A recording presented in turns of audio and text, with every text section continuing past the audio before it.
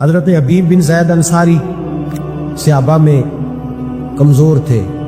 صاحب عزد الغابہ نے لکھا ہے کہ یہ 11-12 بچوں کے باپ تھے اور مدینے سے کھجوریں خریدتے تو سر کے اوپر ٹوکرا رکھ کے دیہاتوں میں بیچنے جاتے. کہتے بیچنے جاتے، غریب آدمی تھے. جب مسلمہ کذاب نے نبی پاک صلی اللہ علیہ وسلم کو خط لکھا نا کہ میں بھی نبی ہوں معاذ اللہ، تو آپ بھی نبی ہیں تو شراکت کر لے معاذ اللہ. اس نے جب اس قسم کے الفاظ میں خط لکھا تو اللہ کے حبیب نے جواب لکھا، فرمایا میں تو سچا رسول ہوں، تو کذاب ہے. مجمع تھا صحابہ کا. نبی پاک نے فرمایا بھی میری ناموس پہ پہرا دینا ہے، یہ خط لے کے جانا ہے، کون جائے گا؟ تو صحابہ کہتے ہیں پیچھے بیٹھے تھے اور کھجوریں کھا رہے تھے. فٹافٹ اٹھے، غریب آدمی، 11 بچے، میرا روپ بھی نہیں تو میرا رنگ بھی نہیں تو مینو یار مناؤ تا ٹنگ بھی نہیں. غریب آدمی فٹافٹ اٹھے اور بادو کھڑا کر کے کہنے لگے سونیا کسی اور کی ذمہ نہ لگانا، میں جاؤں گا. کہتے جب وہ بولے تو ان کے منہ سے کھجور کے بقیہ حصے نکلے، صحابہ کے چہروں پہ گرے. ایک صحابی کہنے لگے پہلے کھا تو لے پھر بات کر لینا. تو کہنے لگے اگر کھاتے کھاتے ڈیوٹی کسی اور کی لگ گئی تو، اگر کوئی نمبر اور لے گیا تھا، میں نے تو فٹافٹ کی ہے نا کہ نمبر میرا لگے. نبی پاک نے خط دیا، گھوڑا دیا، نیزہ دیا، فرمایا جا، رستہ بڑا کٹھن ہے، ذرا دھیان کرنا.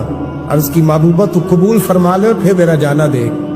تنے تنہا مسلمہ کذاب کے دربار میں سے ایک شخص بعد میں مسلمان ہوا، وہ روایت کرتے کہتے ہیں تنے تنہا کھڑے ہوئے، یوں نیزہ گاڑا، وجود پہ کپڑے غریبوں جیسے، پر چہرے پہ اطمینان امیروں جیسا. کہتے ہیں جیب خالی پسینہ ایمان کی قوت سے بھرا ہوا، تردابنی پہ شیخ ہماری نہ جائیے، ہم دامن نچوڑ دے تو فرشتے وضو کرے، ایٹ سٹ تے پکھڑا کو آر گندل اسی اور بھی بوٹیاں جان لیا. کہتے ہیں میدان میں کھڑے ہیں تو تب تبا تن تنا دیکھنے والا ہے. بادشاہوں کا طریقہ یہ تھا خط خود نہیں پڑھتے تھے، ایک بندہ ساتھ کھڑا ہوتا تھا وہ خط پڑھتا تھا. اب جب خط لے کے گئے تو ساتھ جو بندہ تھا اس نے جب خط پڑھا تو خط میں نبی پاک نے کذاب لکھا تھا. اب جب کذاب پڑھ لیا نا تو سارے دربار نے سن لیا. اب سوچنے لگا کہ چلو تنہائی میں یہ کام کر لیتا تو بچ جاتا، اب تو سارے زمانے نے سن لیا ہے. جب سن لیا سب نے تو بات تو بولا ہو گیا اور تو کچھ نہ ہو سکا. تو ہانپتا کامتا حضرت حبیب بن زید کے پاس آیا، تلوار ہاتھ پہ، کہنے لگا تیرے رسول نے مجھے کذاب کہا ہے، تیرا کیا خیال ہے؟ آپ فرمانے لگے بڑا تو بولا بنتا ہے جیسے تجھے مسلمانوں کا پتہ ہی نہیں. آپ فرمانے لگے زمانہ جانتا ہے کہ رسول کی زبان سے جو لفظ نکل جاتا ہے رسول اللہ کا ہر غلام پہرے دار بن جایا کرتا ہے. اگر حضور نے تجھے کذاب کہا ہے تو تو واقعہ ہی کذاب ہے، تو واقعہ ہی. اور کہنے لگے حضور نے تو ایک دفعہ کہا میں 70 بار کہوں گا تو کذاب ہے. غلامان محمد جان دینے سے نہیں ڈرتے، یہ سر کٹ جائے یا رہ جائے کچھ پرواہ نہیں کرتے. فرماتے او بھائی سر درد ہو نا تو لوگ جلسے سے چھٹی لے لیتے. سویرے کئی دوست آپ صاحب کو ٹیلی فون کریں گے کہ بس وہ طبع ٹھیک نہیں تھی. میرا بھی کچھ ارادہ تھا سجدہ صاف کرنے کا لیکن حکم ذرا سخت تھا تو میں پہنچ گیا. عزیز بھائی مشکل ہو جاتا ہے تھوڑی سی تکلیف میں لوگ ادھر ادھر توجہ کرنا. یہ کہاوت نہیں، داستان نہیں، یہ اس زمین نے بھی دیکھا ہے، آسمان نے بھی دیکھا ہے، فرشتوں نے آسمان کے دروازے کھول کے دیکھا ہے، یہ رنگ دھرتی نے دیکھے ہیں. حضرت حبیب بن زید انصاری نے یوں ہاتھ اٹھایا، بھائی زخم لگ جائے سنی پلاسٹ والا نہیں بیٹھ سکتا. تلوار ماری مسلمہ نے، پورا ہاتھ کٹ کے زمین پہ گر گیا، فوارہ نکلا خون کا. چشم تصور سے سوچنا اس قدر کراہ رہے ہو کہ درد سے. کہنے لگا اب تیرا کیا خیال ہے؟ تو آپ فرمانے لگے خیال وہی ہے، ساڑھے نبی دی زبان ساڑھے واسطے قرآن، خیال وہی ہے جو تجھے بتا دیا. دوسرا ہاتھ اٹھایا تو اس نے وہ بھی کاٹ ڈالا، زمین پہ گر گئے، آواز پست ہو گئی. بظاہر کمزوری پر ایمان کی قوت اسی طرح تازے ہے. اس نے لا کے نہ پیر رکھا اپنے سینے پہ، کہنے لگا بول. تو کہتے ایک دفعہ جوش کے ساتھ کے بیٹھے، کہنے لگے تو پاگل ہو گیا ہے، مجھے قتل بھی کرے گا تو میرا رواں رواں پکارے گا کہ میں رسول اللہ کے ناموس کا پہرے دار ہوں اور یہ پہرا میں دیتا رہوں گا. وہ کچا رنگ للاری والا جیڑا چڑھدا لیندا رہندا، اے عشق تیرے دا رنگ محمد چڑھ جائے پھر نہیں لیندا. فرمایا یہ کوئی کچی بات ہے، ایسے گزر جاؤ. ادھر حضرت حبیب بن زید انصاری کی روح پرواز کی. حضرت انس کی مالک فرماتے یہاں مدینے میں مصطفیٰ کی داڑھی مبارک پہ آنسو گرنے لگے. حضور روئے. ہم نے اچانک یا رسول اللہ کیا ہوا؟ تو محبوب نے فرمایا میرا حبیب شہید ہو گیا ہے اور حوریں ساری جنت کے دروازے کھول کے اس کا استقبال کرنے کے لیے کھڑی. میرے بھائی ناموس رسالت کی پہرے داری. خوگر حمد سے تھوڑا سا گلا بھی سن لے. ہمیں تھوڑا تھوڑا شکوہ ان لوگوں سے بھی ہے جسے دین کے نام پر میری طرح عزت پاتے پلتے ہیں. انہیں اس معاملے میں کردار تھوڑا زیادہ ادا کرنا پڑے گا. اب کسی اور وقت کا انتظار نہ کریں. حضرت ابو درداء رضی اللہ تعالیٰ عنہ فرماتے ہیں نبی پاک صلی اللہ علیہ وسلم نے مجھے بلایا. میں حاضر خدمت ہوا تو حضور کے چہرہ انور پر میں نے خفگی دیکھی, ناراضگی دیکھی. تو میں دیکھ کے ہی بڑی تشویش میں آیا. پھر فوراً میں نے سوال کیا. میں نے کہا حضور آپ مجھ سے ناراض ہیں؟ نبی پاک صلی اللہ علیہ وسلم نے جب لفظ کہے تو فرماتے ہیں میں کانپنے لگا. مجھے دن کے اجالے میں اندھیرا نظر آنے لگا. محبوب نے فرمایا ہاں میں تجھ سے ناراض ہوں. حضرت ابو درداء کہتے ہیں میں ٹوٹ گیا کچھ دیر کے لیے.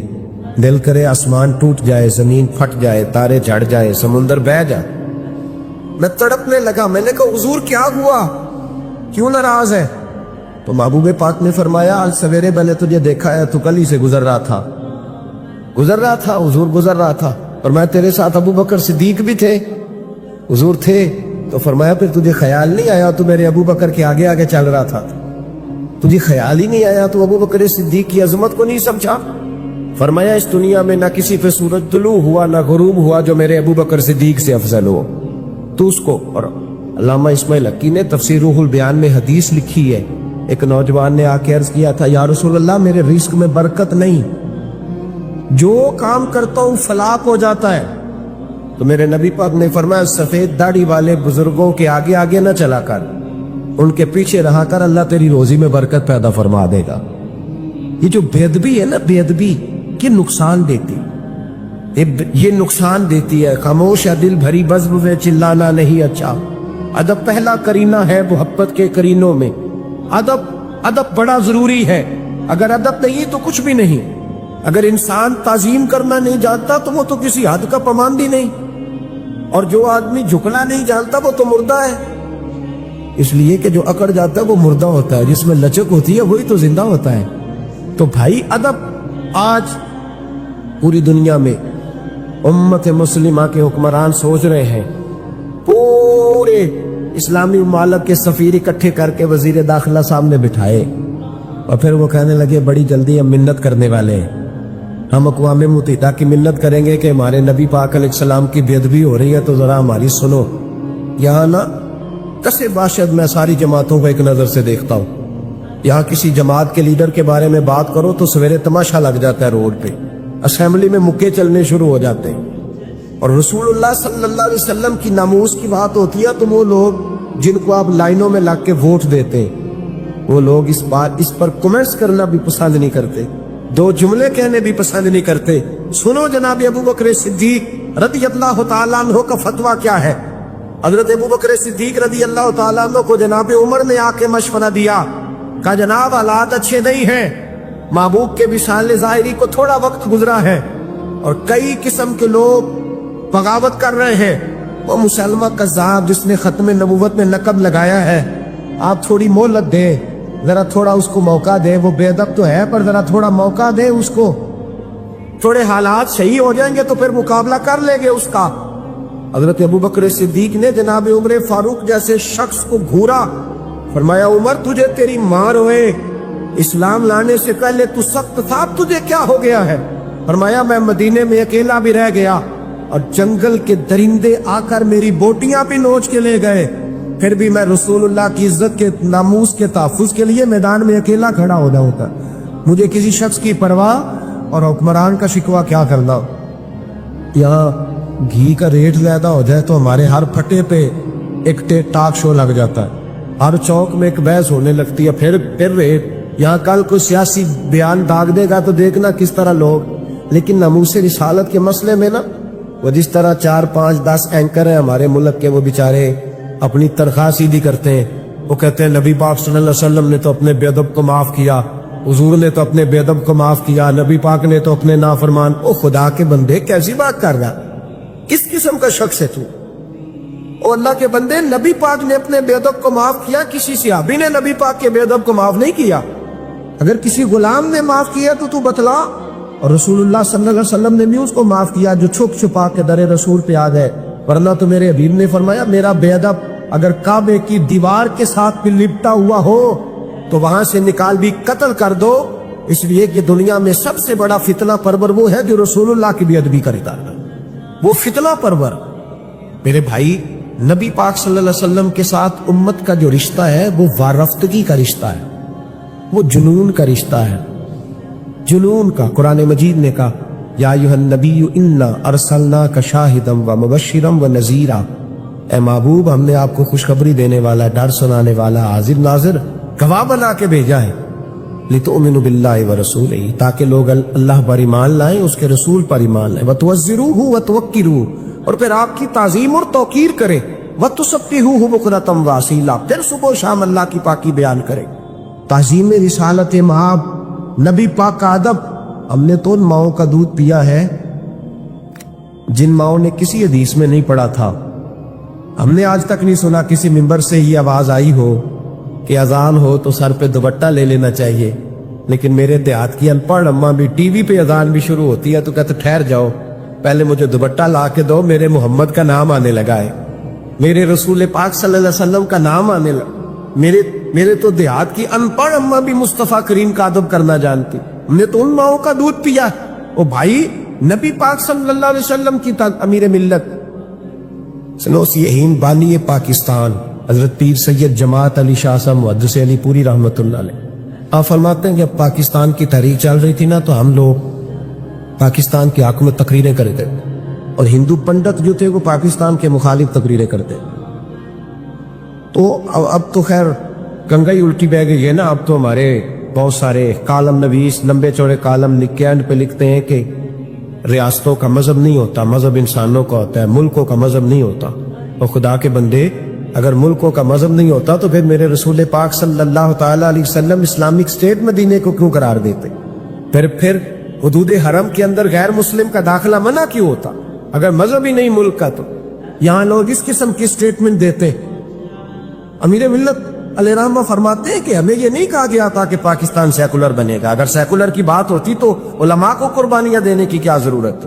ہمیں تو بتلایا گیا تھا کہ پاکستان کا مطلب کیا, لا الہ الا اللہ محمد رسول اللہ صلی اللہ علیہ وسلم. ہمیں تو بتایا گیا تھا وہ ملک بنے گا جس میں حضرت عمر بن عبدالعزیز کے ماننے والے آئیں گے, وہ ملک بنے گا جس میں حضرت عمر فاروق کو لیڈر سمجھنے والے آئے, حضرت ابو بکر صدیق کو فالو کرنے والے لوگ آئے. ہمیں تو یہ بتلایا گیا. حضرت جناب سیدنا پیر جماعت علی شاہ صاحب کہتے ہم تقریریں کرتے تھے تو ہندو پنڈت جو تھے وہ خلاف تقریریں کرتے. ایک جگہ ہندوؤں کا جلسہ تھا, کانگریس کے حمایتی لوگ تھے, تو کہتے وہاں سارے ہندو تھے, مسلمان کوئی نہیں تھا. تو ہندو پنڈت نے نا معاذ اللہ نبی پاک صلی اللہ علیہ وسلم کی شان میں کوئی بے ادبی کر دی. کہتے وہاں کوئی اور نہیں تھا, ایک ملنگ تھا, وہ پیچھے بیٹھ کے نا تو دوری ڈنڈے کے ساتھ اپنا بھی کام کر رہا تھا. توجہ ہے میری بات پر آپ دوست؟ میری بات کی سمجھ آ رہی ہے اب آپ کو؟ وہ پیچھے سے اٹھا اور جانے کہاں سے اسٹیج پہ چڑھ گیا, اور اس نے نا پنڈت کے سر پہ 2-3 ڈنڈے مارے. کہتے پنڈت فوت ہو گیا وہیں. اب شور ہوا, لوگوں نے اس کو پکڑ لیا, جیل میں بند کر دیا. حضرت امیر ملت کہتے میں اس کو ملنے گیا. میں نے کہا یار نہ تو نماز پڑھے, نہ تو روزہ رکھے, نہ تو شریعت کی طرف آئے, اور تو نے اتنا بڑا کام کر دیا, بے ادب بھی مار دیا ہے. تو کہتے اس شخص نے وہ جواب دیا جو لاکھوں محدثین کے اقوال کی تشریح تھا, جو سینکڑوں مفسرین کی آراء کا لب لباب تھا. کہتے ہیں وہ ملنگ مجھے کہنے لگا پیر صاحب میں نماز نہیں پڑھتا میری غلطی ہے, روزہ نہیں رکھتا میری غلطی ہے, میں شریعت کی طرف توجہ نہیں کرتا, دعا کرے اللہ مجھے توفیق دے, ساری غلطیاں اپنی جگہ پہ, پر میں گناہگار ہوں, اپنے محمد عربی کا غدار تو نہیں نا, میں گناہگار ہوں, کوئی غدار تو نہیں نا. یہ تو نہیں نہ ہو سکتا میری موجودگی میں کو میرے رسول کے بارے میں بات کر جائے. اس نے کہا میں جیل کی بھرتی پہ آیا ہوں اور مجھے یہاں آ کے وکیلوں اور ججوں نے پوچھا ہے کہ تو ایک دفعہ انکار کر, تیرا کچھ کر لیں گے. میں نے کہا میں انکار نہیں کرتا, बल्कि जेल में खड़ा होकर भी ललकारूंगा कि अगर यहां भी किसी ने मेरे मुस्तफ़ा के बारे में बात की तो उसका गला काट के रख दूंगा। ये जो नामूस रिसालत का मामला है, ये जो नामूस से ये हसास मामला है, और ये जुनूनी देखे हजरत सैयदना सिद्दीक अकबर रदी अल्लाह ताला अन्हु एक बहुत बड़ी शख्सियत का नाम है। ये वाहिद शख्सियत है जिसकी सहाबियत का इनकार कुफर है, इसलिए कि इनके लिए लफ्ज़ सहाबी कुरान पाक ने इस्तेमाल किया।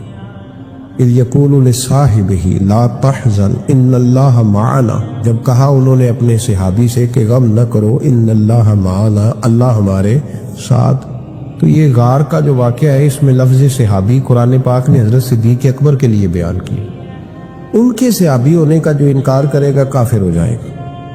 उनके अंदर बहुत सारी खसलतें थी, अल्लाह से डरते थे, सखी बहुत ज़्यादा थे, उनको अल्लाह तबारक व तआला ने हिम्मत बड़ी दी हुई थी, शौरी हिम्मत।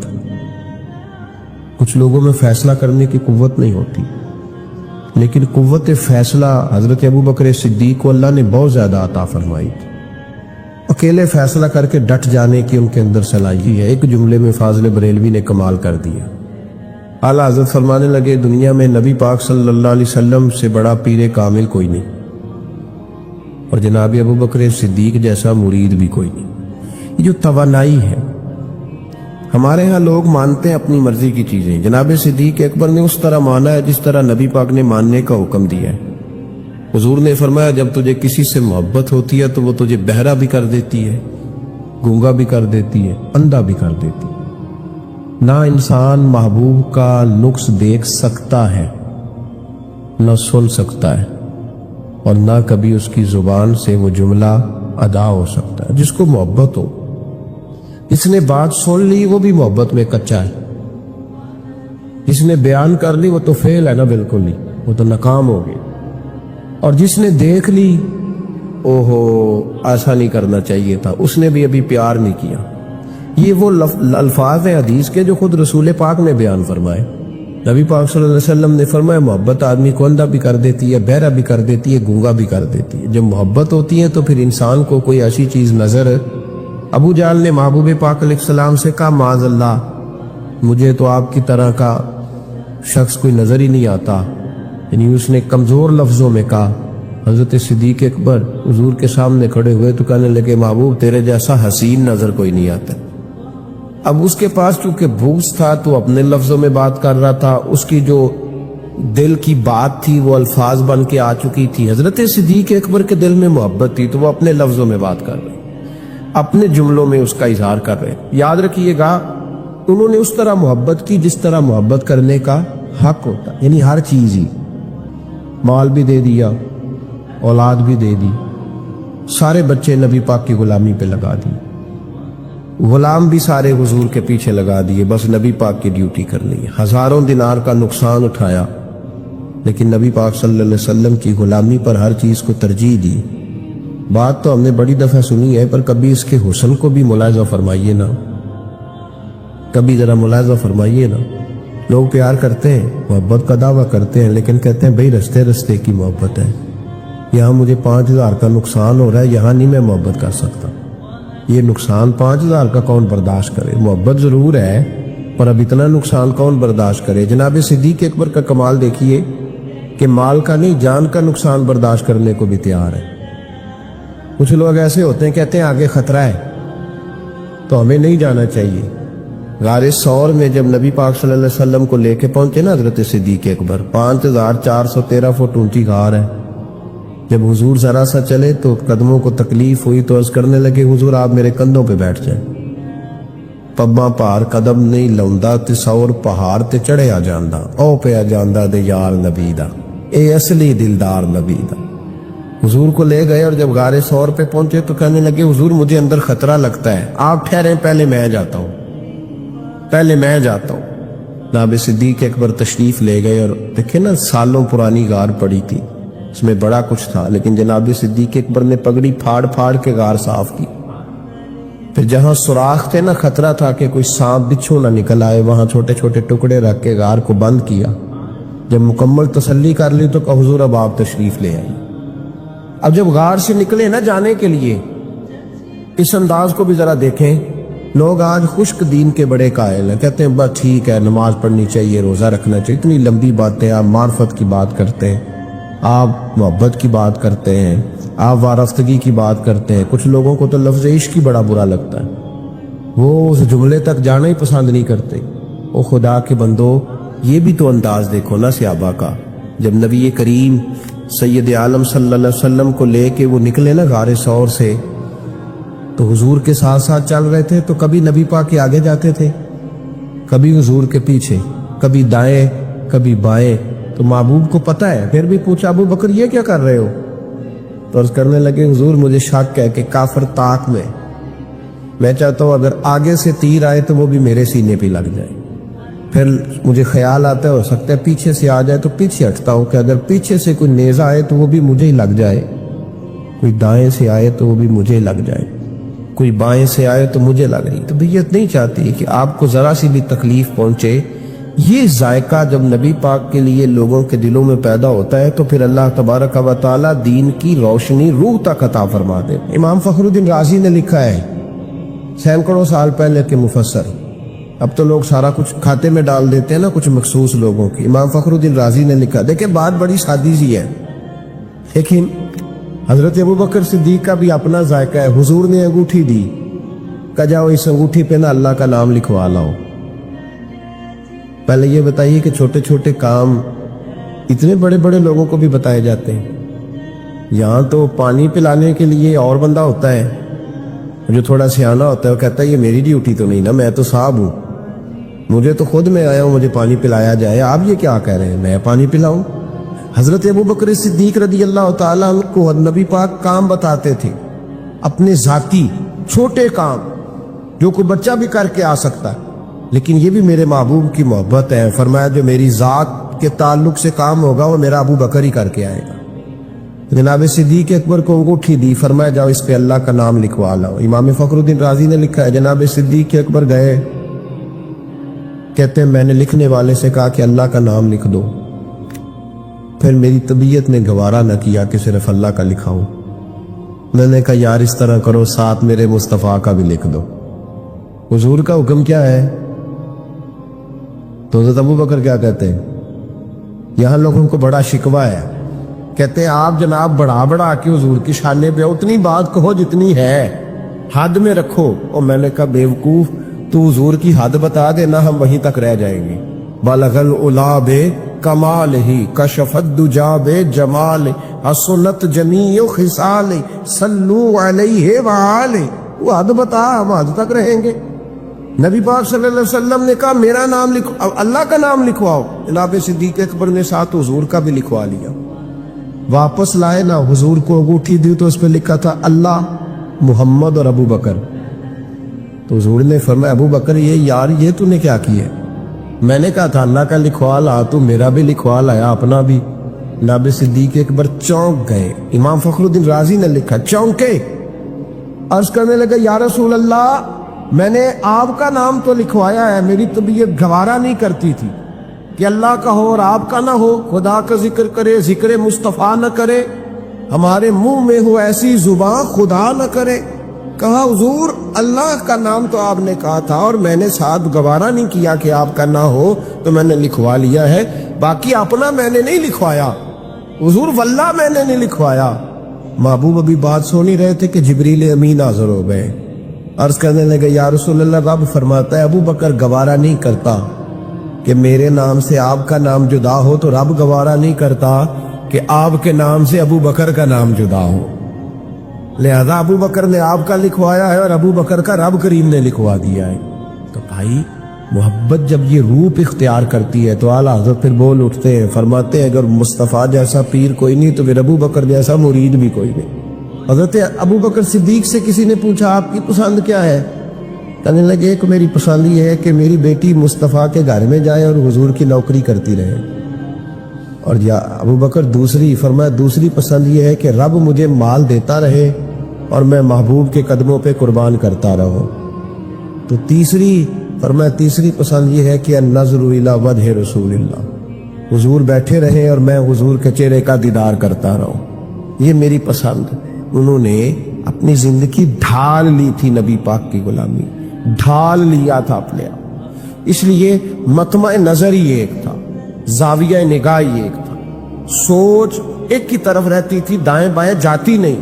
میرے بھائی جب محبت خالص کرنی ہے تو میرے اسا فرمایا کرتے تھے کسی نے حضور کا عشق سیکھنا ہے تو جناب صدیق اکبر سے سیکھے، ان سے سیکھو حضور سے محبت کس طرح کرنی، انہوں نے غلامی کس طرح کرنا۔ ایک دن بیٹھے بیٹھے نا ایسے مسجد میں بیٹھے ہوئے تھے تو اچانک اٹھے، ہوش مند آدمی تھے، دانا آدمی تھے، بڑی ڈیوٹی کرنے اٹھے تو جو ملک شام کی طرف رستہ جاتا تھا نا مدینے کا، اس رستے جانے لگے۔ امیر المومنین حضرت ابو بکر صدیق جاتے جا رہے ہیں، تھوڑی دیر گزری تو کچھ صحابہ نے کہا حضور آپ کدھر جا رہے ہیں؟ ہم بھی پیچھے پیچھے، کدھر جانا ہے؟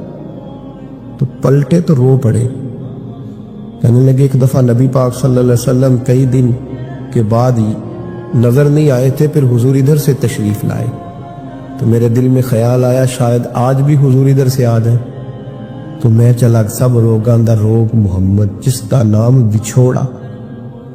کہا میں جب بہت علیل ہوئے نا حضرت صدیق اکبر تو جناب عمر فاروق رضی اللہ تعالیٰ انہوں نے ایک طبیب بلایا ملک شام سے، کہا اسے دیکھو تو صحیح، روز بروز کمزور ہوتے جا رہے ہیں۔ تو طبیب دیکھ کے کہنے لگا مرض تو کوئی نہیں لیکن ان کا دل بے چین ہے، ان کی روح پریشان ہے، یہ کسی سے بچھڑے ہوئے لگتے۔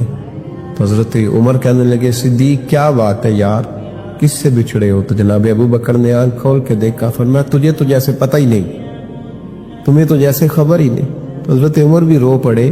بھائی محبت کی تو ٹوٹ کی نبی پاک صلی اللہ علیہ وسلم کے ساتھ ان کی وفاؤں کا رشتہ رہا تو پھر حد درجے کا رہا، ہر چیز قربان کی۔ یہ جو لوگ سوچ سمجھ کے چلتے ہیں نا وہ بیچارے اپنے ذائقے کھو بیٹھتے ہیں سارے۔ حضرت صدیق اکبر رضی اللہ تعالیٰ عنہ کی زندگی بتاتی ہے کہ حضور کی غلامی کرو تو کھل کے کرو، ڈٹ کے کرو، پھر جو بچا کے رکھتے ہیں ان کے پاس کچھ بھی نہیں رہتا۔ خود محبوب پاک صلی اللہ علیہ وسلم نے فرمایا حضرت اسماء بنت ابی بکر صدیق سے، فرمایا رب کے راستے میں جب دے تو گن گن کے نہ دیا کر ورنہ وہ بھی تجھے گن گن کے دے گا، اور کوئی چیز بچا کے نہ رکھ، اس کے راستے میں بے حساب دے وہ بھی تجھے بے حساب ہی عطا فرمائے گا۔ ہم محبت میں بھی کنجوسی کرتے ہیں، سوچ سمجھ کے تھوڑی سی، تو وہ کس طرح کی محبت ہے جس میں بندہ سوچ رہا ہے، غور کر رہا ہے، ارادہ کر رہا ہے، تیاری کر رہا ہے، دیکھ رہا ہے، پرکھ رہا ہے، وہ کیسے آگے بڑھے؟ غلامی تو غلامی ہوتی ہے، غلاموں کی سوچیں اپنی نہیں ہوتی، سوچیں بھی غلام ہوتی ہیں۔ غلام جو ہوتے ہیں وہ اپنے محبوب کی رضا کی طرف توجہ رکھتے ہیں، دائیں بائیں لوٹ کر پلٹ کر ان کا مزاج نہیں ہوتا۔ حضرت ابو بکر صدیق رضی اللہ تعالیٰ عنہ نے محبوب پاک سید عالم صلی اللہ علیہ وسلم کی غلامی کی، ہر لحاظ سے کی، ہر وقت کی، ہر طریقے سے کی۔ امت مسلمہ اگر غلامی کا طریقہ سیکھے گی تو جناب صدیق اکبر سے سیکھے۔ حضرت صدیق اکبر بتلائیں گے کہ محبوب کریم سید عالم صلی اللہ علیہ وسلم کی غلامی کس طرح کرنی ہے۔ جب رات تھی نا بدر کی تو کافروں کا سب سے بڑا نشانہ یہ تھا اسی طرح حضور کو شہید کیا جائے۔ وہ پورا فوکس کیے ہوئے تھے کہ نبی پاک صلی اللہ علیہ وسلم کو شہید کرنا، پوری توجہ تھی۔ تو صحابہ کہتے ہیں کہ ہم نے ارادہ کیا کہ حضور کے لیے علیحدہ سے خیمہ بنایا جائے، چھپر بنایا حضور کے لیے، وہ ہم نے چھپر بنا دیا، محبوب اس کے اندر قیام کرنے لگے۔ اب خیال یہ تھا کہ یہاں ڈیوٹی کون کرے گا، ڈیوٹی کون کرے گا، یہاں کون ٹھہرے گا، یہاں یہ بڑے خطرے والی جگہ ہے، یہاں کون ٹھہرے گا۔ فرماتے ہیں جب گفتگو ہونے لگی تو جناب صدیق اکبر فٹافٹ بولے، کہنے لگے تمہیں ضرورت کیا ہے انتخاب کر دیں، میں جو ہوں جب تک میں موجود ہوں کسی کافر کی جرت نہیں مصطفیٰ کے خیمے کی طرف بھی دیکھ سکے، طاقت ہی نہیں۔ وہ آگے بڑھ کے ان جگہوں کا انتخاب کرتے، اس طرف ان کی توجہ رہتی، میرے محبوب پاک علیہ الصلوۃ والسلام ان پر اعتماد کرتے۔ 17 نمازیں نبی پاک نے جناب صدیق اکبر کے پیچھے ادا فرمائیں، 17 نماز۔ اور جناب ابو بکر کا بھی یہ حال تھا، آج تو باہر کھڑے ہو کے سلام پڑھو تو کچھ لوگ کہتے ہیں سلام آپ پڑھ لیں، کھڑے کیوں ہوتے ہیں؟ کھڑے ہونے سے دقت ہونے لگی۔ میں نے کہا چلو بیٹھ کے پڑھ لو بھائی، اگر اتنی سی بات صحیح آپ کو دشواری ہے۔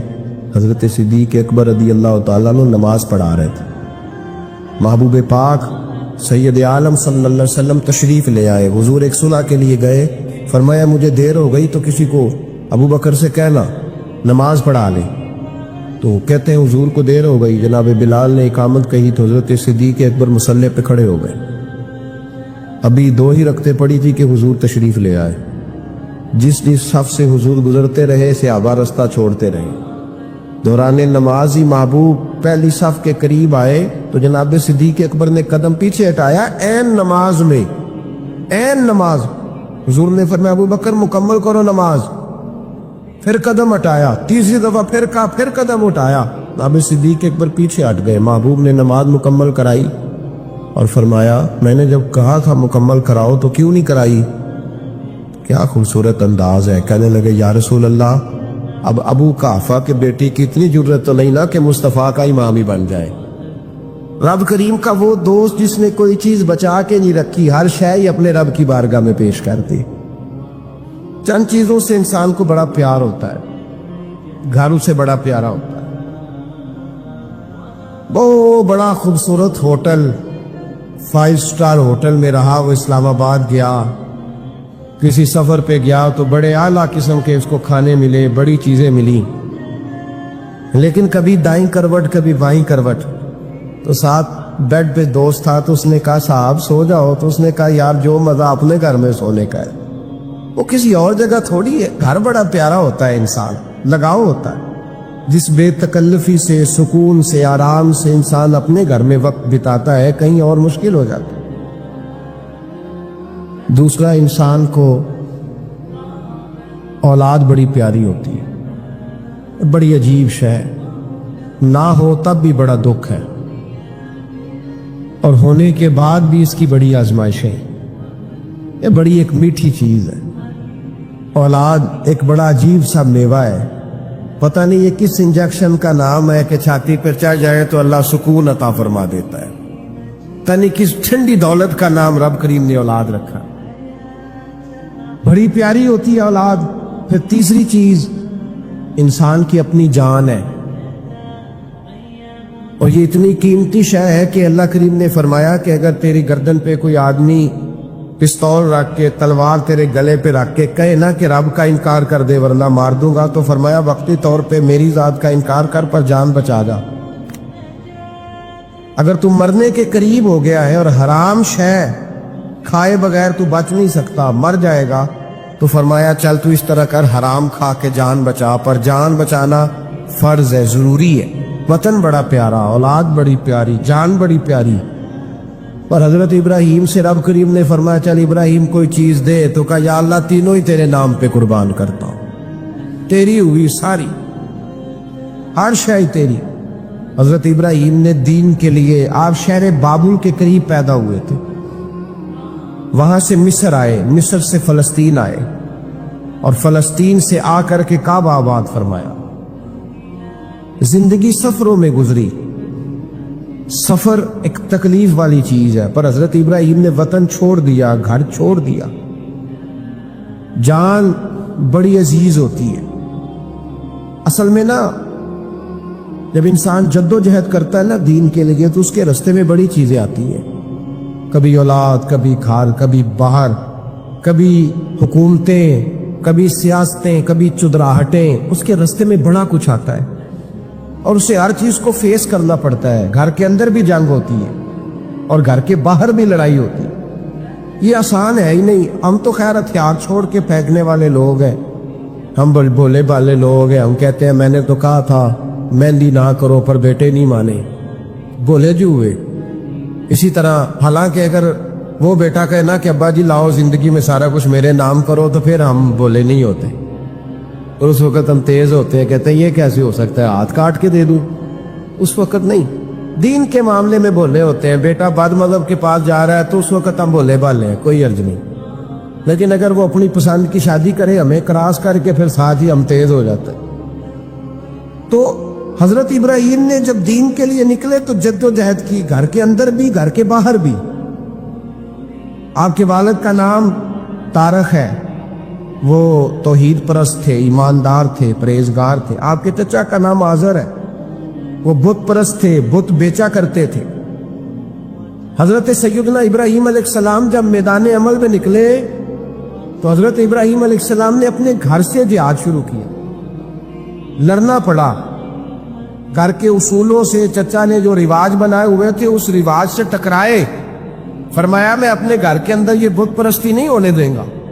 چچا کو ایک دفعہ نہیں بار بار 100 دفعہ سمجھایا.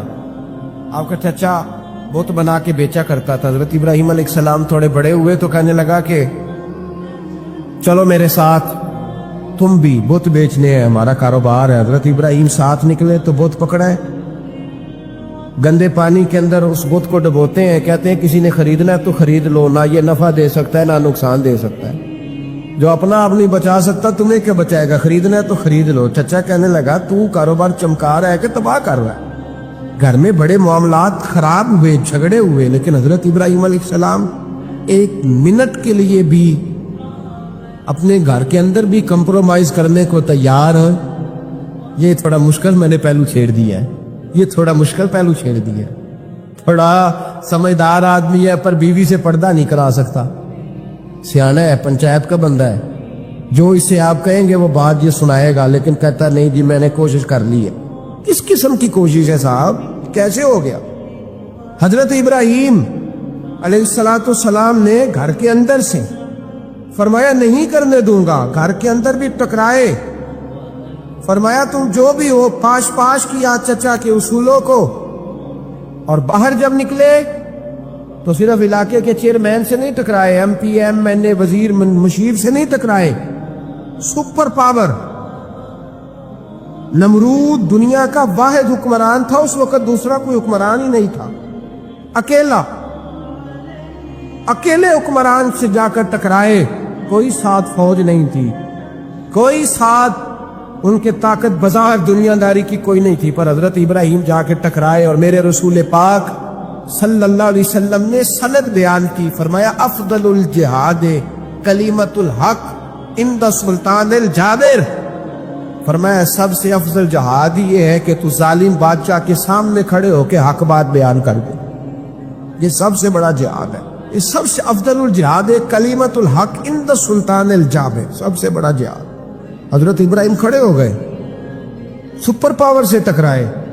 یہاں ہم لوگ حکمتوں کا شکار ہیں, دیکھیں گے, کریں گے, سوچیں گے, اور مولوی صاحب کو ویسے کہتے ہیں آپ پرہیز کریں سیاسی باتوں سے. بھئی اللہ کے ہر نبی نے جا کے وقت کے ظالم حکمران کو لتاڑا ہے, للکارا ہے. یہ تو مشن انبیاء ہے.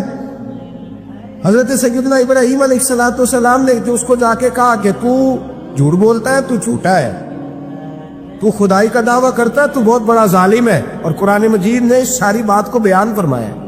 حضرت ابراہیم علیہ السلام سے کہنے لگا میں رب ہوں. تو آپ نے فرمایا میرا رب تو وہ ہے جو زندہ کرتا اور مارتا ہے. تو پھر آپ حق بات بیان کریں گے تو اللہ مارے گا کہ بندہ مارے گا؟ کچھ بھی نہیں ہوتا, کیونکہ زندگی موت کس کے ہاتھ میں ہے؟ اللہ کے ہاتھ میں. زندگی موت اللہ, کچھ بھی نہیں ہوتا. انسان صحیح سمت کا تعین کرے اور صحیح چلے. حضرت علی شیر خدا سے کسی نے کہا تھا کہ آپ کے بڑی دشمنی ہے, کوئی محافظ رکھ لے. آپ فرمانے لگے موت خود بہت بڑی محافظ ہے, وقت سے پہلے آتی ہی نہیں. بڑی محافظ ہے, وقت سے پہلے.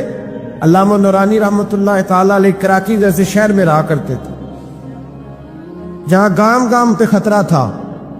لوگوں نے کہا حضرت اتنے بڑے لیڈر ہو, آپ کی جماعت کی 62 سیٹیں ہوئی قومی اسمبلی میں, ایک ایسا وقت بھی آیا تو کوئی ایک آدمی بندوق والا. آپ فرمانے لگے مجھے ضرورت ہی نہیں, اس لیے کہ جس خدا رسول کے لیے میں نکلا ہوں وہ خود ہی حفاظت کرنے والے ہیں, ضرورت نہیں ان چیزوں. تو بھائی حضرت ابراہیم ٹکرائے, اور آپ کا انداز کیا ہے؟ جا کے کہا کہ تو نہیں, خدا وہ ہے جو زندہ کرتا. اور اس نے ایک بیوقوفوں جیسی دلیل دی. ایک آدمی کو کل پھانسی دینی تھی تو اس کو بلایا, کہنے لگا تجھے کب پھانسی ہے؟ اس نے کہا کل. کہنے لگا جا تجھے آزاد کیا, زندگی دی, اس کو چھٹی دے دی. ایک عام آدمی بیچارہ بیٹھا تھا, اس کو پکڑ کے نا کہنے لگا اس کی گردن اڑا دو. کہنے لگا دیکھ لو میں بھی زندہ کرتا اور مارتا ہوں, وہ جو کل مرنے والا تھا میں نے زندہ کر دیا ہے, اور جس کو پتہ ہی نہیں تھا کہ میں نے مرنا ہے اسے پکڑ کے میں نے مار دیا ہے. یہ بیوقوفوں جیسی دلیل ہے. حضرت سیدنا ابراہیم علیہ السلام چاہتے تو اسی وقت دلیل توڑ دیتے کہ تو کیا بیوقوفوں جیسی بات کر رہا ہے. اگر تو زندگی دیتا ہے تو مرے ہوئے میں جان ڈال کے دے جس کو تو نے مارا ہے. لیکن حضرت ابراہیم نے دیکھا کہ بیوقوف ہے، بیوقوفوں سے بحث نہیں ہوتی، دلیل بدل لی جاتی ہے، ان کی عقل کے مطابق بات کی جاتی ہے۔ حضرت ابراہیم فرمانے لگے میرا رب وہ ہے جو سورج مشرق سے نکالتا ہے اور مغرب میں غروب کرتا ہے، تو اگر رب ہے تو تو مغرب سے نکال کے مشرق میں غروب کر۔ فبہت الذی کفر، کافر لاجواب ہو گیا، اس کے پاس اس چیز کا کوئی جواب نہیں تھا۔ علامہ اسماعیل حقی نے خوبصورت فقرہ لکھا ہے، خوبصورت جان ڈال دی ایک جملہ کہہ کے۔ حضرت سیدنا علامہ اسماعیل حقی رحمۃ اللہ علیہ فرمانے لگے چونکہ نمرود بیوقوفوں جیسی باتیں کر رہا تھا، اگر وہ یہ کہہ دیتا نا کہ میں سورج کو نکالتا ہوں مشرق سے، میں غروب کرتا ہوں معاذ اللہ مغرب میں میں نکالتا ہوں، تو آپ اپنے رب سے کہیے کہ وہ مغرب سے نکال کے مشرق میں غروب کرے۔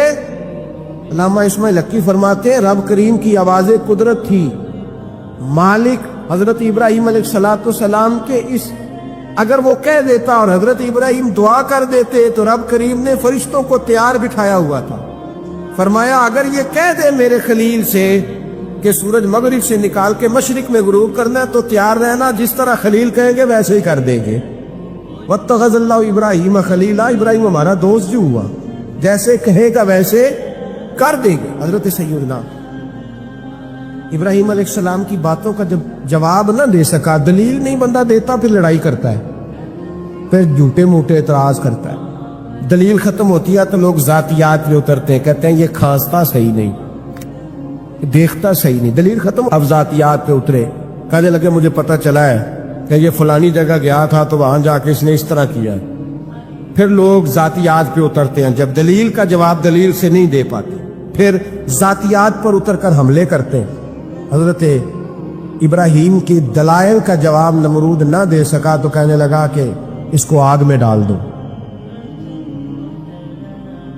قوم گئی ہوئی تھی ساری، آپ نے بات سنی ہوئی ہے، میں نے صرف اشارہ دینا ہے، میلے پہ تو حضرت سیدنا ابراہیم علیہ السلام نے سارے بت توڑ دیے، کلاڑا بڑے بت کی گردن پہ رکھا، واپس آئے کہنے لگے بت کس نے توڑے ہیں؟ تو فرمایا اس سے پوچھو جس کی گردن پہ کلاڑا ہے۔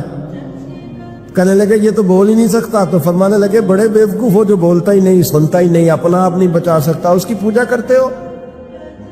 کہنے لگے پکڑو دلیلیں ختم ہو گئی، اس کو آگ میں ڈالو۔ بہت بڑی حویلی 45 فٹ مربع پہ مشتمل ایک حویلی بنائی گئی اور 45 فٹ اونچی۔ مختلف روایات، علامہ اسماعیل حقی کہتے ہیں کہ 3 مہینے تک نمرود نے کہا کہ اس کے اندر لکڑیاں ڈالو۔ لوگ پوچھنے لگے کتنی دنیا جلانی ہے؟ کہنے لگا بندہ تو ایک جلانا ہے پر بندہ بڑا تگڑا ہے، ایک بندہ۔ 3 مہینے لکڑیاں ڈالی گئیں، اور لوگوں کی جو تہمات ہوتی ہیں نا وہ بڑی عجیب ہوتی ہیں۔ تہمات میں نے بڑی تفصیل سے رمضان مبارک میں گفتگو کی تھی، بدشگونی تہمات لوگ لیتے ہیں، اس وقت بھی لوگ تہمات کا شکار ہو گئے، عقیدہ بگڑ جاتا ہے تو وہ عجیب و غریب باتیں کرنے لگتا ہے، تہمات کا شکار ہو گئے۔ بیویاں نظر مانتی، میں بیمار ہوں اگر صحیح ہو گئی تو اتنے من لکڑی دوں گی حضرت ابراہیم کی آگ جلانے کے لیے۔ ایک عورت لے کے جا رہی ہے لکڑیاں، تو ایک نیک دل آدمی نے اس سے پوچھا کہاں جا رہی ہو؟ کہنے لگی میں نے منت مانی تھی تو حضرت ابراہیم علیہ السلام کو معاذ اللہ جلانے کے لیے لکڑیاں لے کے جا رہی ہوں۔ تو وہ رب کریم کے بندے کہنے لگے تو ڈھونڈتی رہے گی، تجھے وہ جگہ ملے گی نہیں۔ وہ بی بی کئی مہینے گھومتی رہی، جگہ ہی نہیں ملی جہاں لکڑیاں ڈالنی، ماری گئی۔ تہمات کا شکار ہوئے بہت سارے لوگ، تہمات کا۔ بھائی تہمات دین کے اندر منع ہے، تہمات دین میں کوئی نظر ماننا، کوئی کسی بزرگ کے مزار پہ جا کے سالے ثواب کے لیے کوئی چیز ماننا، یہ تو درست ہوا، لیکن غیر شرعی نظریں مان لینا کہ میں آ کے گرد چکر لگاؤں گا، میں جناب وہاں جا کے یہ والا تماشا کروں گا، میں دھاگا باندھوں گا، میں رسا کاٹوں گا، میں وہاں گندے ہو سے پانی پیوں گا، ان کی شریعت اجازت؟ یہ تہمات ہے، بدشگونی ہے، دین میں ان کی کوئی گنجائش ہے؟ آپ نظر ماننے سے پہلے بھی کسی عالم سے رابطہ کریں کہ میں منت مانگنے لگاؤں تو کیسے ماننی چاہیے، اس کا طریقہ پوچھیں۔ ایسے ہی غلط چیز کی منت تھوڑی مان لی جائے گی۔ 12 آلامدام برس سے مطلب حضرت ابراہیم کے لیے آگ جلائی گئی، 45 فٹ اونچی آگ ہے، پرندہ بھی اوپر سے گزرتا ہے تو نیچے گر جاتا ہے جل کے۔ اتنے دل لگا کے آگ جلائی گئی. اب حضرت ابراہیم کو جلایا جانے لگا ہے. یہاں تو موجے ہے نا, جو کسی ادارے کا سربراہ ہے اس کے لیے موج ہے, کسی جگہ آفیسر بن گیا تو موج ہے, پیر صاحب کے لیے موج ہے, علامہ صاحب کے لیے موج ہے, خطیب صاحب کے لیے موج ہے. جلنا کس کو پڑتا ہے؟ وہاں علی کوئی نہیں رہا اللہ ماشاء اللہ. وہ لوگ گزر گئے جو تکلیفیں سہ کے کام کرتے تھے, گزر گیا زمانہ. حضرت سیدنا ابراہیم علیہ السلام کو جلایا جانے لگا ہے تو اب اتنی بڑی آگ ہے تو ڈالے کیسے؟ شیطان نے تجویز دی کہ منجنیق بناؤ. منجنیق بڑے بڑے بانس باندھ کے ان کے نیچے رسا باندھو. وہ جس طرح جھولنے کے لیے جھولا بنایا جاتا ہے, اس طرح ایک منجنیق پرانے زمانے میں اس میں پتھر رکھ کے پھینکے جاتے تھے دشمنوں پہ. وہ منجنیق بنائی گئی کہ دور سے حضرت ابراہیم کو پھینکیں گے. ہاتھ حضرت ابراہیم کے باندھ دیے, پاؤں مبارک باندھ دیے, پوری زمین پہ ایک نام لینے والا خدا کا. اور اس کو آج رسیوں میں جکڑا ہوا ہے. جب پھینکا جانے لگا نا آگ میں, حوریں رونے لگی, فرشتے تڑپنے لگے, اے اللہ یہ کیا ہونے لگا ہے؟ ایک تیرا خلیل اور وہ بھی آگ میں. فرمایا جاؤ جا کے اس سے کہو اگر تمہاری مدد لیتا ہے تو اسے بچاؤ. ہوا کا فرشتہ آیا, کہا ابراہیم اگر تو کہے. او بھائی ان چیزوں کو کہانی سمجھ کے نہ سنا کرے, یہ داستان نہیں, یہ وہ طریقے ہیں جو ہمارے رسول نے ہمیں اپنانے کا حکم ارشاد فرمایا ہے. جو عقیدے, یہ وہ نظریات ہیں جو ہمیں اوڑھنے کو کہا گیا. اپنے رب کریم کی رضا پہ راضی رہنے کے یہ وہ خوبصورت مواقع ہیں صوفیاء نے جن کو بنا کر سمجھا کر ہم تک پہنچایا ہے. یہ ہے اہل طریقت کی باتیں. وہ کہتے ہیں یار جس حال میں رکھے راضی رہنا ہے. حضرت ابراہیم علیہ السلام کو پھینکا جا رہا ہے, فرشتہ آیا, اے اللہ کے خلیل اگر حکم دو تو اتنی ہوا چلاؤں کہ نمرودی جل جائے سارے, آگ ان پہ پھینک دی جائے. آپ نے فرمایا تو جا, تجھ سے مجھے کوئی کام نہیں. تھوڑی دیر کے بعد پانی کا فرشتہ آیا, کہا حضور اتنی بارش برساؤں گا کہ آگ بجھ جائے گی. فرمایا تو جا, تجھ سے کوئی کام نہیں. اب جب منجنیق میں رکھ دیے گئے, آگ میں جانے کا لمحہ ہے, تیاری ہے, حضرت جبریل امین حاضر خدمت ہوئے. کہا ابراہیم کوئی حاجت؟ فرمایا تجھ سے کوئی نہیں. کہا چلو مجھ سے نہیں تو رب کریم سے ہی بات کر لو, مجھے پتا ہے میں چھوٹا ہوں, آپ مجھ سے مدد کیوں لوگے, رب کریم سے ہی بات کر لیں. تو حضرت ابراہیم کہنے لگے جبریل یہ بتا, رب کو نہیں پتا اس کا خلیل کس حال میں ہے؟ اسے نہیں پتا میں کس حال میں ہوں, میرے ہاتھ بندھے ہیں, پیر بندھے ہیں آگ میں, اسے نہیں پتا. بتایا تو اس سے جاتا ہے جس سے خبر نہ ہو. تو اگر اسے پتا ہے تو اگر وہ جلانے پہ راضی ہے تو میں بھی جلنے کو تیار ہوں, میں تیار ہوں, میں تیار ہوں. اسے کہو ٹھیک ہے. حضرت سیدنا ابراہیم علیہ السلام کو منجنیق میں ڈال کے جو پھینکا آگ میں, یا نار کونی بردم و سلامن علی ابراہیم, اللہ نے فرمایا اے آگ میرے ابراہیم پہ ٹھنڈی بھی ہو جا اور سلامتی والی بھی ہو جا. حضرت ابراہیم کو دو فرشتوں نے بٹھا دیا زمین پہ. پھول کھلے ہیں, کونپلیں مہک رہی ہیں, کلیاں خوشبو دے رہی ہیں. حضرت ابراہیم نے سر سجدے میں رکھ دیا, سبحان اللہ والحمد للہ ولا الہ الا اللہ واللہ اکبر. حضرت ابراہیم اللہ کی تسبیح پڑھنے لگے, رب کریم کا شکر بجا لانے لگے. نکلے وہاں سے, کچھ دن گزر گئے, نکلے, حکم ہو گیا ابراہیم علاقہ چھوڑ دو. حضرت ابراہیم علیہ السلام وہاں سے نکل کے مصر آئے, چچا کے پاس ٹھہرے. انہوں نے اپنی بیٹی جناب سارہ کا نکاح کر دیا. کچھ آگے بڑھے تو ایک ظالم بادشاہ سے ٹکرائے. اس نے ایک شہزادی, ایک بادشاہ کی بیٹی قید کی ہوئی تھی, جناب ہاجرہ نام تھا. ان کو قید سے چھڑا کے ساتھ لائے. حضرت لوط علیہ السلام بھی ساتھ. یہ 4 لوگوں کا قافلہ چلا, فلسطین میں جا کے پڑاؤ ڈالا, گھر بار چھوڑا, تبلیغ شروع ہوئی. حضرت ابراہیم کے گھر میں 2 خواتین ہیں, ایک آپ کی بیوی ہیں, ایک حضرت ہاجرہ ہیں. اولاد کوئی نہیں. بڑا میوہ ہے میٹھا. گھر وہی آباد ہوتا ہے جس میں بچے روتے ہیں, گھر ہوتا ہی وہ ہے جس میں بچوں کی چنچلاہٹ ہوتی ہے, بھن بناہٹ ہوتی ہے. حضرت ابراہیم نے ایک بچہ روتے ہوئے دیکھا تو آنکھوں میں آنسو آئے, کہنے لگے ربی حب لی من الصالحین, یا اللہ مجھے بھی نیک اولاد عطا کر. حضرت سارہ نے سن لیا, کہنے لگی ابراہیم شاید میرے بطن سے تو آپ کو نصیب نہیں, ہاجرہ سے نکاح کر لو. جناب ہاجرہ سے نکاح ہوا. اللہ تو بڑا بے نیاز ہے, رب کریم نے حضرت اسماعیل جیسا خوبصورت بیٹا عطا فرمایا. بیٹا کالا سیاہ بھی ہو تو سینے کی ٹھنڈک ہوتا ہے, پر یہ تو وہ بیٹا ہے جس کی پیشانی میں نور محمدی چمکتا ہے. صلی اللہ علیہ وسلم. حضرت سیدنا اسماعیل اتنے خوبصورت. اب جس بیوی کے یہاں بیٹا تھا بیٹھنا اٹھنا بھی زیادہ اس کے پاس, آنا جانا بھی اس کے پاس, توجہ ادھر ہو گئی. جناب سارا رشک کرنے لگی. ایک دن کہنے لگی اسے چھوڑ آ جنگل میں, وادی غیر ذی زرع مکے کے پاس. بھائی ایک بیٹا عالم دین بنا لو. کہنے لگا روٹی کہاں سے کھائے گا؟ تیرے 5 بیٹے ہیں کو حافظ قرآن بنا کے تو روٹی کہاں سے کھائے گا؟ وہ بچہ بھی کہتا ہے میں کہاں سے کھاؤں گا.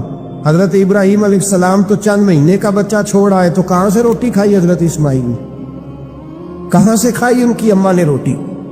اوکے مر جاتے ہیں یہ سارے. میں بڑی ذمہ داری سے کہا کرتا ہوں کہ جتنی خوبصورت روٹی اللہ کریم دین کے خادموں کو عطا کرتا ہے شاید کسی اور کے نصیب ہوتی ہو, لیکن ہم لوگ توجہ ہی نہیں کر رہے. ہمارا ذوق ہی نہیں بڑھ رہا.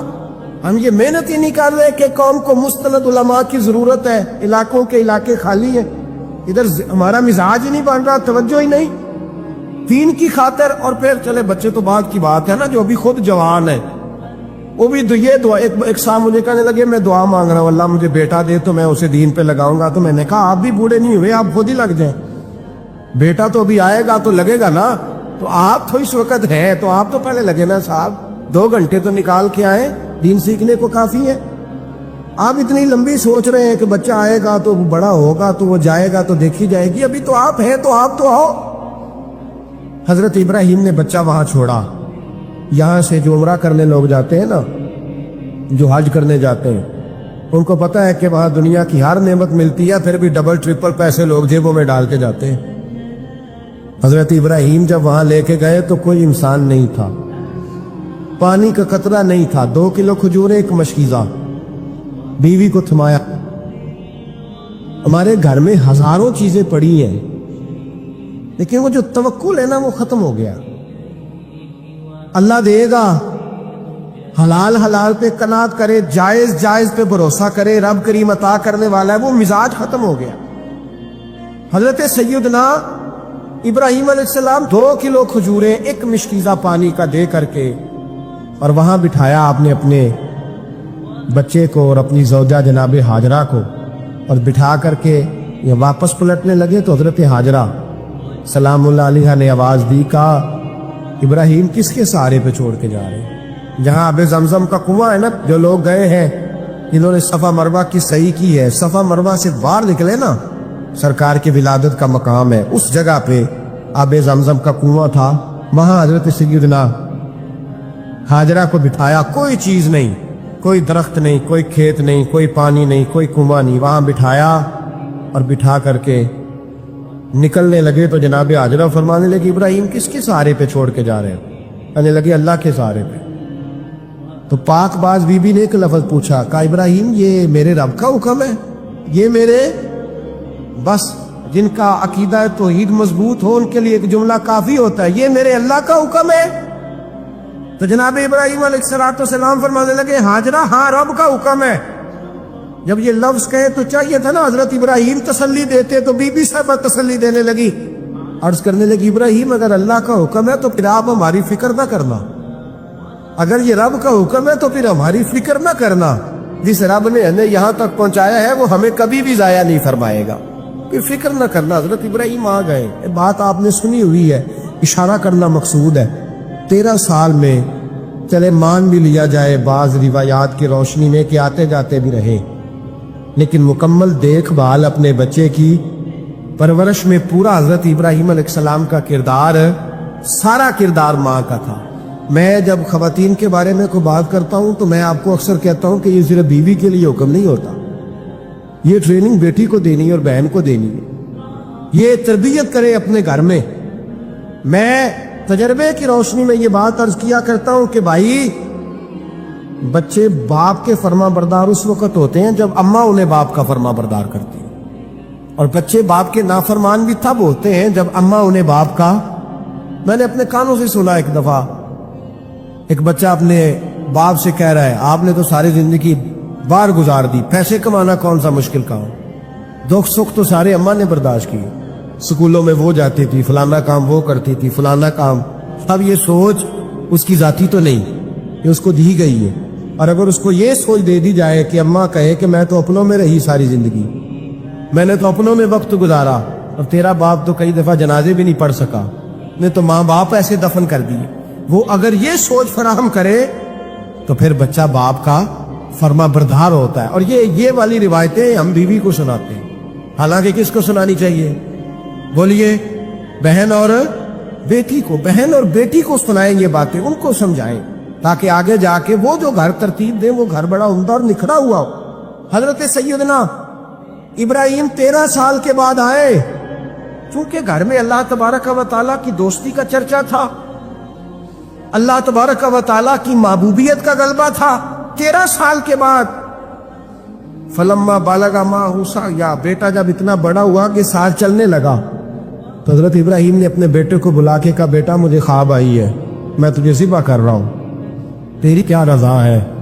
تو حضرت اسماعیل کہنے لگے، یا ابت افعل ما تؤمر، ابا جی اللہ جیسے حکم دیتا ہے میرے ساتھ ویسے ہی کریں، جیسے اللہ حکم دیتا ہے ویسے ہی، بولیے، ویسے ہی کریں۔ حضرت حاجرہ کو کہا کہ ایک دوست نے دعوت کی ہے تو وہاں جا رہے ہیں، بی بی مطمئن ہے، تفصیلات کی ضرورت نہیں، ختم بات، اعتبار ہے، مطمئن ہو گئی۔ شیطان پیچھے سے آیا اماں کے پاس، ذرا تھوڑی دیر کے لیے تصور جمائیے،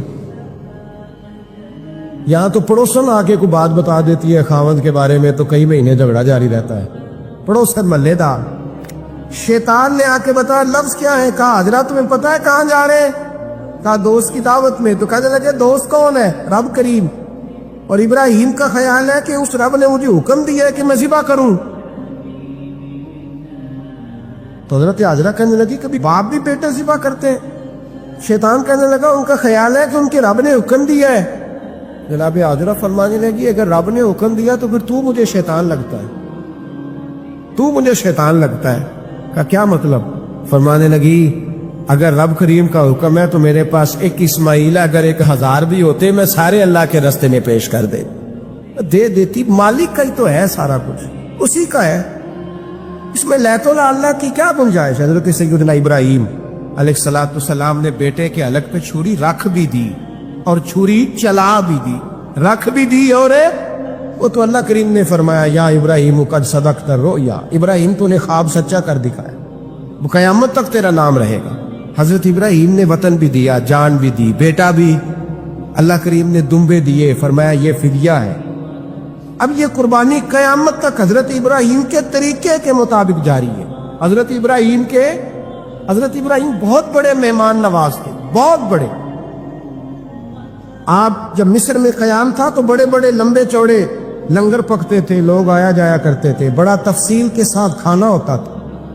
مہمان نوازی آپ کی خاص صفت مبارکہ ہے، ہمارے ہاں بھی مہمان نوازی ہوتی ہے امیروں کی، بلکہ اب تو مہمان نوازی اس طرح کی ہے کہ کل تیری میرے پاس دعوت ہے اور پرسوں میری تیرے پاس ہے، وہی امیروں میں وہ چکر رہتا ہے، پارٹیاں دوست ایک دوسرے کو ڈالتے ہیں، تیری طرف پارٹی تیری طرف، اور اسی انداز میں اب یہ عید آئے گی نا، ٹکا پارٹیاں ہوں گی جگہ جگہ، اور لوگ سوال پوچھنے لگے ابھی سے، کہتے ہیں قربانی کا کتنا گوشت گھر رکھنا جائز ہے؟ قربانی کا کتنا گوشت گھر رکھنا جائز ہے؟ سارا ہی جی، اس لیے فریزر لے لے، فریج سے نہیں کام چلے گا، سارا ہی جائز ہے، گھر رکھنا سارا ہی جائز ہے، رکھ لے۔ اور خدا کے بندے، قربانی وہ بندہ دیتا ہے جو سارا سال ہی گوشت کھاتا ہے، صحیح کہہ رہا ہوں؟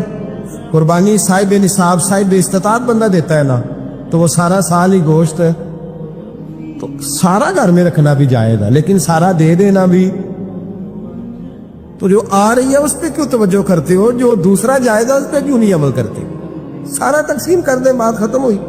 یقین کریں محرم میں جا کے دوست ٹیلی فون کر کے سوال پوچھتے ہیں، کہتے ہیں صاحب سنا ہے قربانی کا گوشت محرم میں کھانا جائز نہیں، میں کہ نہیں، ربیع الاول بھی جائز ہے، رجب رمضان تک کھاؤ، کوئی بندہ نہیں منع کرتا، اس لیے کہ کسی کو دینا تو پسند ہی نہیں، یا پھر اس میں سے جو خاص چیزیں ہیں وہ اپنی فریج میں اور باقی جو ہے وہ دوسروں کے لیے۔ یہ کیا طریقہ ہے ہمارا؟ اور اسی پہ عمل ہے۔ اللہ تبارک و تعالی ہمیں سمجھنے کی توفیق عطا فرمائے۔